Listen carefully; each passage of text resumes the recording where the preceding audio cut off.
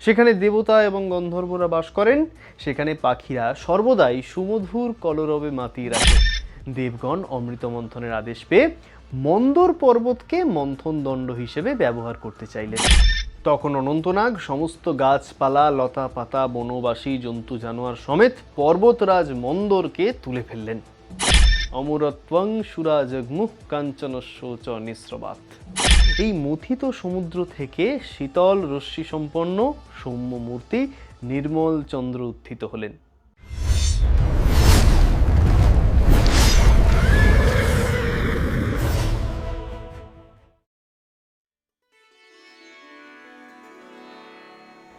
কদ্রু এবং বিনতার গল্প বলতে বলতে উগ্রশ্রবা বললেন, সেই সময় উচ্চৈশ্রবা কদ্রু ও বিনতার সামনে দিয়ে যাচ্ছিলেন।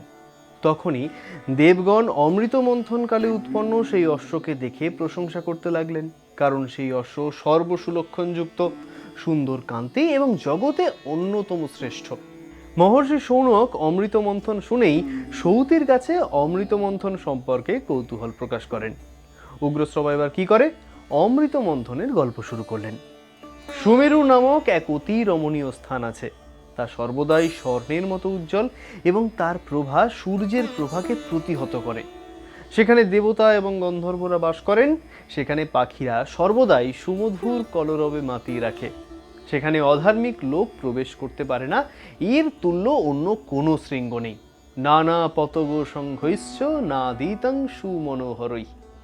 এমন একটি স্থানে বসে অমৃত নিয়ে আলোচনা করছিলেন দেবগণ। এমন সময় নারায়ণ ব্রহ্মাকে বললেন, দেবগণ ও অসুরগণ মিলে অমৃত মন্থন করুন। আপনারা সব রকম ঔষধি এবং রত্ন পাওয়ার পরেও মন্থন চালিয়ে যাবেন, অবশ্যই অমৃত লাভ করবেন। লপ্সোদ্ধম অমৃতং তত। দেবগণ অমৃত মন্থনের আদেশ পেয়ে মন্দর পর্বতকে মন্থন দণ্ড হিসেবে ব্যবহার করতে চাইলেন, যেটির উচ্চতা মাটির উপরে 11 যোজন এবং মাটির নিচেও 11 যোজন প্রথিত। সমস্ত দেবতারা মিলেও কিন্তু সেই পর্বতকে মাটি থেকে তুলতে পারলেন না। তমুদ্ধর্তুম শক্তা বৈ সর্বে দেবগণাস্তাদা। ব্রহ্মা এবং বিষ্ণুর কাছে গিয়ে দেবতারা বললেন, মন্দর পর্বত উত্তোলনে যদি একটু সাহায্য করেন। তখন বিষ্ণুর আদেশে অনন্তনাগ উঠে দাঁড়ালেন। তখন অনন্তনাগ সমস্ত গাছপালা, লতা পাতা, বনবাসী, জন্তু জানোয়ার সমেত পর্বতরাজ মন্দরকে তুলে ফেললেন। উজ্জহার বলাদ ব্রহ্মণ সবনং সবনৌকশম। এরপর মন্দর পর্বত সহিত অনন্তনাগ এবং বাকি সমস্ত দেবতারা মিলে সমুদ্রের কাছে গেলেন। বললেন, অমৃতের জন্য আমরা আপনাকে মন্থন করব। সমুদ্র বললেন, এই মন্থনে তো আমাকেও যথেষ্ট কষ্ট সহ্য করতে হবে, তাহলে আমিও যেন এই অমৃতের ভাগ পাই। কাশিরাম দাস এখানে আবার একটু পোয়েটিক লিবার্টি নিয়ে বলেছেন, দেবগণ সহ গেল সমুদ্রের তীরে, বরুণে বলিল তুমি ধরোহ মন্দরে। মানে সমুদ্রের ধারে গিয়ে দেবগণ সমুদ্রকে বললেন, তুমি মন্দর পর্বতকে ধারণ করো। বরুণ বলিল গিরি বড়ই বিস্তার, মোর শক্তি নাহিক ধরিতে মহাভার।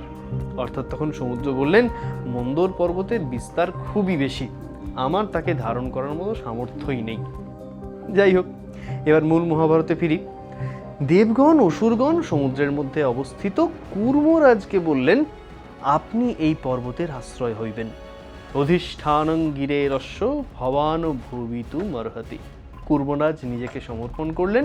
তখন ইন্দ্র তার বজ্র দিয়ে মন্দর পর্বতের নিম্নদেশ সমান করে দিলেন। এরপর দেবগণ ও অসুরগণ মন্দর পর্বতকে মন্থন দণ্ড করে এবং অনন্তনাগকে মন্থন রজ্জু করে অমৃতের জন্য সমুদ্র মন্থন করতে শুরু করলেন। অসুরগণ নাগরাজের সামনের দিক এবং দেবগণ নাগরাজের লেজের দিক ধরলেন। প্রবল আকর্ষণে নাগরাজের মুখ দিয়ে ক্রমাগত ধোঁয়া এবং অগ্নি বেরোতে থাকে। সধূমা সার্চিষ বাতা নিষ্পেতুর সক্রীন মুখাত।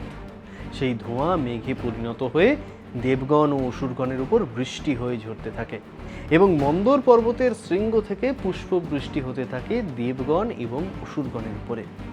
ধীরে ধীরে এই মন্থন থেকে বিশাল শব্দ উৎপন্ন হতে থাকে। প্রচুর জলজ প্রাণীর মৃত্যু ঘটে।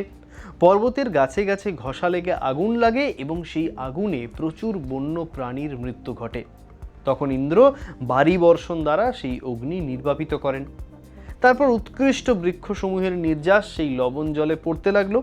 অমৃতের মতো শক্তিশালী সেই রসের প্রভাবে এবং গলিত সুবর্ণের সার ভাগের সংস্রবে দেবতারা অমরত্ব লাভ করেন।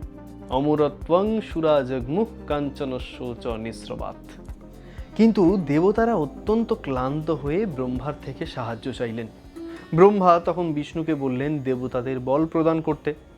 বিষ্ণু তখন সকল দেবতাদের বল প্রদান করলেন এবং পুনরায় মন্থনের কাজ শুরু করতে বললেন। দানবগণ এবং দেবগণ বলবান হয়ে নারায়ণের কথা শুনে প্রবল উদ্যমে আবার মন্থন শুরু করলেন। এই মথিত সমুদ্র থেকে শীতল রশ্মি সম্পন্ন সৌম্য মূর্তি নির্মল চন্দ্র উত্থিত হলেন। তারপর শ্বেত পদ্ম উপবিষ্টা লক্ষ্মী দেবী, সুরা দেবী এবং শুভ্রবর্ণ উচ্চৈঃস্রবা অশ্ব উত্থিত হলেন। সকলেই তৎক্ষণাৎ চলে গেলেন দেবগণের কাছে। তারপর আবির্ভূত হলেন মনোহর অলৌকিক কৌস্তব মুনি, যাও তৎক্ষণাৎ বিষ্ণুর বক্ষে বিরাজ করতে লাগলেন। তারপর উত্থিত হলো পারিজাত বৃক্ষ এবং সুরভি গাভী, যে সকলের ইচ্ছে পূরণ করত। পরিশেষে মূর্তিমান ধন্বন্তরী অমৃতপূর্ণ শ্বেত বর্ণের কমণ্ডলু হস্তে সমুদ্র থেকে আবির্ভূত হলেন। ধন্বন্তরিস্তত দেব বপুষ্মানুদতিষ্ঠত শ্বেতং কমণ্ডলুম বিভ্রত মৃতং যত্র তিষ্ঠতি। এরপর শুরু হলো অমৃত নিয়ে লড়াই। এই লড়াইয়ের গল্প শোনাবো পরের সপ্তাহের সোমবার ঠিক রাত্রি 8টায়। ততদিন ভালো থাকবেন, সুস্থ থাকবেন। হরে কৃষ্ণ। নৃসিংহপ্রসাদ ভাদুড়ী যথার্থই বলেছেন যে আমরা দেবদেবীদের একদম ঘরের লোক করে নিয়েছি। খোঁচাটা ভাবুন একবার। পার্বতী নারদকে বলছেন, কাকে এত কথা বলছেন মুনিবর? যে বধির মানে কানে শুনতে পায় না, সে আর কি উত্তর দেবে আপনার কথার? এতেই থামছেন নাকি? কণ্ঠেতে হাড়ের মালা বিভূষণ যার, কৌস্তবাদী মণিরত্নে কি কাজ তাহার।